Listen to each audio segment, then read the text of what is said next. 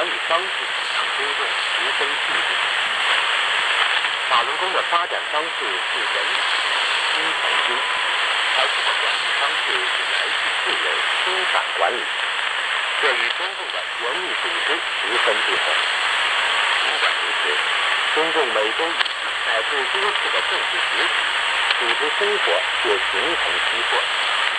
党员对党意识形态的认同几乎等于零，而法轮功修炼者则富国实践着中产。同时，